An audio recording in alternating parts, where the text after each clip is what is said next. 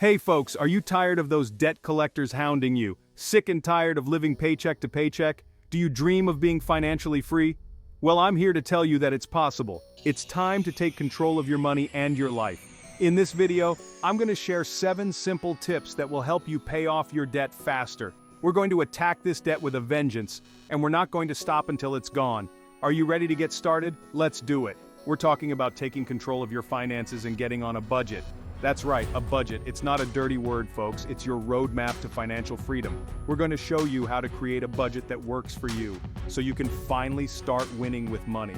We're not talking about deprivation here, folks. We're talking about being smart with your money. We're talking about making sacrifices now, so you can live the life you've always dreamed of. It's time to stop making excuses and start making progress. So if you're ready to get out of debt and start living your best life, then keep watching. This video is for you.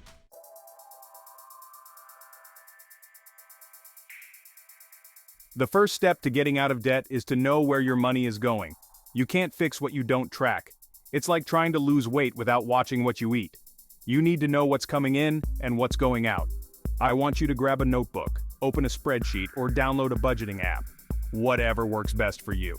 Now, for 1 month, I want you to write down every single dollar you spend. And I mean everything. That $5 latte, that $20 dinner out, even that pack of gum. It all adds up. I know it sounds tedious, but trust me, it's eye-opening. You'll be amazed at how much money you're wasting on things you don't even need. Remember those cash envelopes we talked about on the show? This is where they come in handy. Allocate a specific amount of cash for each category of your budget: groceries, transportation, entertainment, etc. Once the cash is gone, it's gone. This will help you stay within your budget and avoid overspending. Now look for areas where you can cut back. Can you bring your lunch to work instead of eating out? Can you cancel that gym membership and start working out at home? Remember, every dollar you save is a dollar you can put towards your debt, and that's what we want. Now that you've tracked your spending for a month, it's time to categorize everything. Divide your expenses into needs and wants. Needs are things you absolutely have to pay for, like housing, food, and transportation. Wants are everything else. Be honest with yourself about your wants. Do you really need that cable TV package with 500 channels? Do you really need that new pair of shoes? Look for areas where you can cut back on your wants and free up more money to put towards your debt. Remember, this is about making temporary sacrifices for long-term gain. Once you have a good understanding of where your money is going, you can start to create a budget that works for you. And remember, a budget is not about deprivation. It's about being intentional with your money so you can reach your financial goals. It's about having a plan. This is going to be your roadmap to get out of debt and start building wealth. Stick with it, and I promise you'll see amazing results.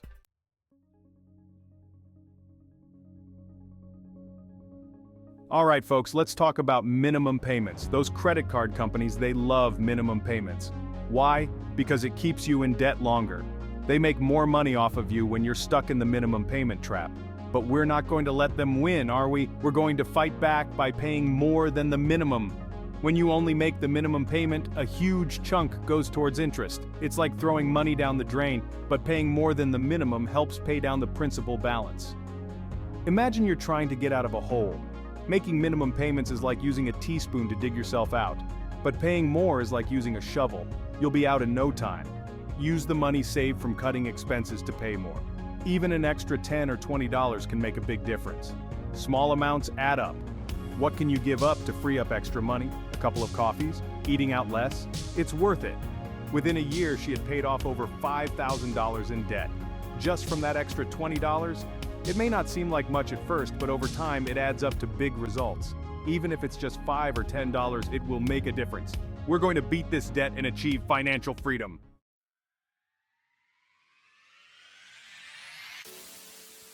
Now let's talk about a debt-crushing strategy that's near and dear to my heart. The Snowball method. This ain't about building snowmen, folks. It's about building momentum. You see, when you're facing a mountain of debt, it can be downright paralyzing. You feel stuck, like you're spinning your wheels. The Snowball method tackles this by giving you quick wins, which then fuel your motivation to keep going. Here's how it works. You list your debts from smallest to largest, regardless of interest rates. Now I know what you're thinking, Dave. Shouldn't I tackle the debt with the highest interest first?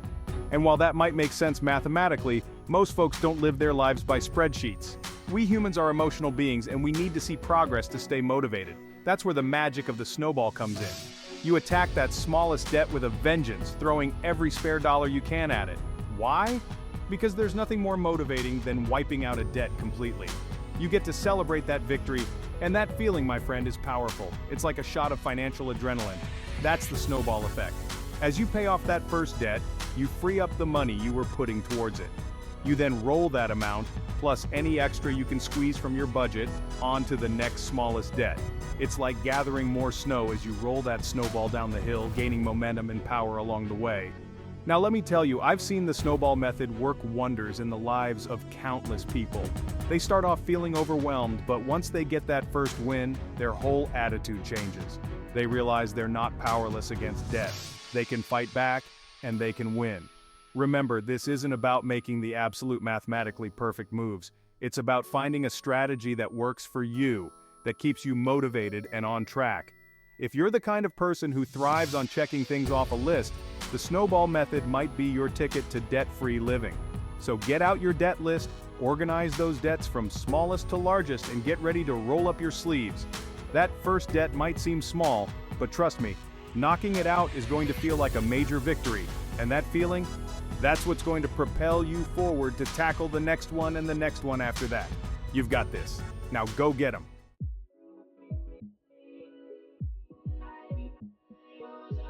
All right, folks, let's talk about something we all love to hate: cutting expenses. I know it doesn't sound like much fun, but let me tell you, trimming the fat from your budget is like finding hidden treasure. It's money you didn't even know you had, and it can make a huge difference in your debt payoff journey. The first step is to get real with yourself about where your money is actually going. And I'm not talking about that vague feeling that you spend too much on eating out. I'm talking about hard numbers, folks. Track every single dollar that leaves your wallet for a month. Use a budgeting app, a spreadsheet, or even good old-fashioned pen and paper. Once you have a clear picture of your spending habits, it's time to put on your detective hat and identify those sneaky little budget leaks. You know what I'm talking about: the daily lattes, the impulse buys at the grocery store checkout, the subscriptions you signed up for and never use. These expenses might seem insignificant on their own, but they add up faster than you think. Remember, we're not talking about depriving yourself here, we're talking about being intentional with your money. Now, I'm not saying you have to give up everything you enjoy, it's all about finding a balance. Can you brew your own coffee at home instead of hitting the drive-thru every morning? Can you pack your lunch a few times a week instead of eating out? Even small changes can free up a surprising amount of cash. And what about those subscriptions? Do you really need all those streaming services? Are you actually using that gym membership? Take a hard look at your recurring expenses and see what you can cut back on. You might be surprised at how much you're spending on things you don't even use. Remember, this isn't about deprivation, it's about prioritization. You're choosing to put your financial goals first. You're choosing to get out of debt and build a solid financial future for yourself and your family. And that, my friends, is a powerful motivator. So, roll up your sleeves, grab your magnifying glass, and get ready to hunt down those budget leaks. You've got this.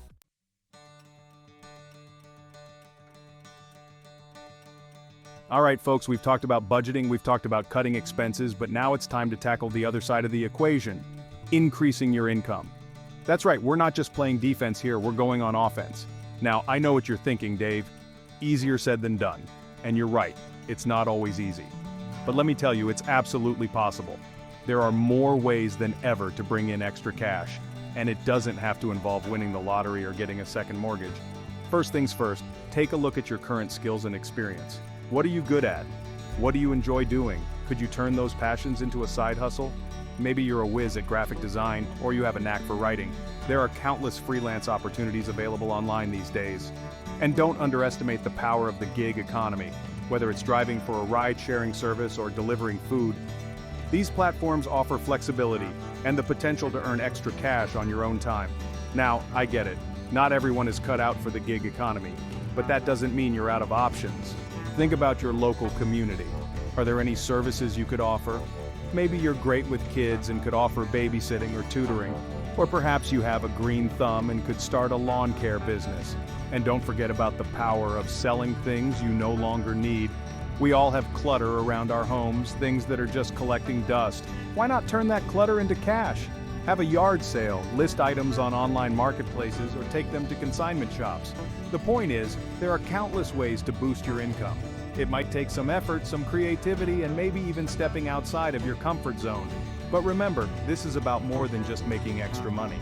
It's about taking control of your finances, achieving your goals, and building a brighter future. So get out there, explore your options, and start hustling. You might be surprised at what you're capable of.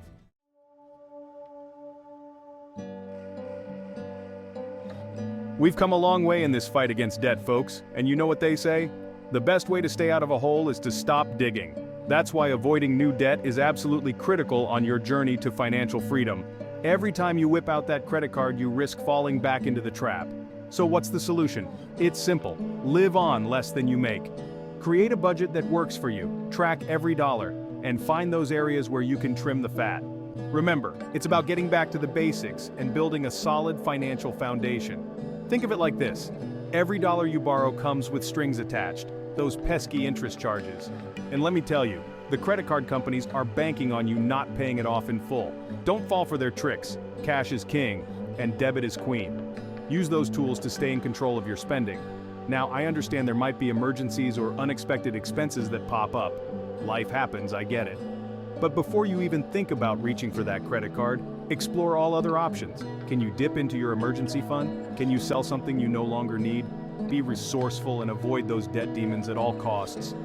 I've said it before and I'll say it again, cash is king and debit is queen. When you use cash or a debit card, you're spending money you actually have. It's a simple concept, but so powerful in helping you stay on track and avoid overspending. Think about it this way, when you pull out that crisp $20 bill to pay for a purchase, you feel it. You see it leaving your wallet. It's a tangible reminder of your hard-earned money going towards something. Credit cards, on the other hand, create this illusion of invisible money. You swipe that little plastic card, and poof, it feels like you haven't spent a dime. But trust me, those charges add up faster than you can say debt snowball. So, ditch the plastic and embrace the power of cash and debit. It's a game changer, folks. Now, I know some of you might be thinking, but Dave, what about building credit? Listen, I get it. Credit scores seem to rule the world these days. But let me tell you, there are ways to build credit responsibly without relying on those dangerous credit cards. We'll dive into that more in a future video, so stay tuned.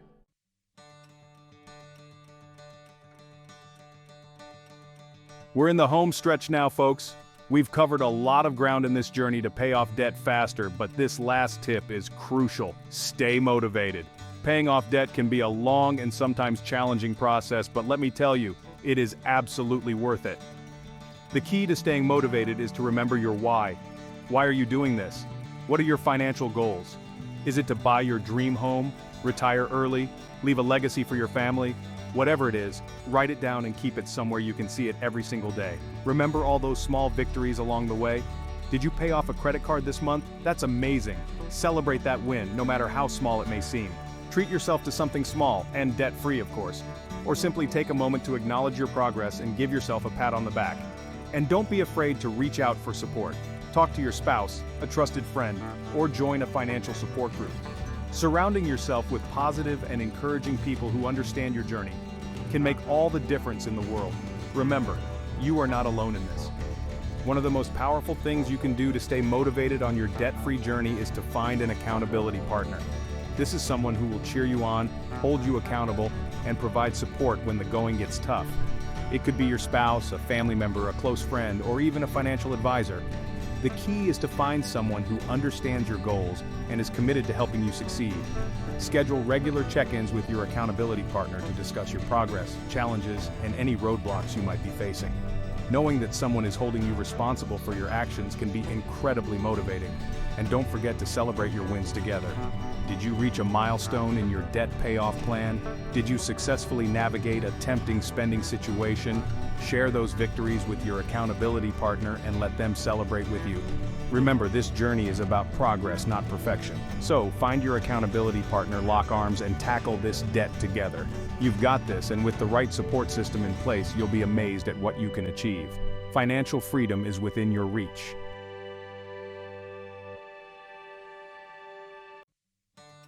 Congratulations on taking this important step towards taking control of your finances. Remember, Getting out of debt and achieving financial freedom is a marathon, not a sprint. It takes time, dedication, and a whole lot of gazelle intensity. But let me tell you, the feeling of being debt-free is absolutely priceless. So stay focused, stay motivated, and keep moving forward. You've got this. By following these tips, you'll be on your way to financial freedom. Thanks for watching.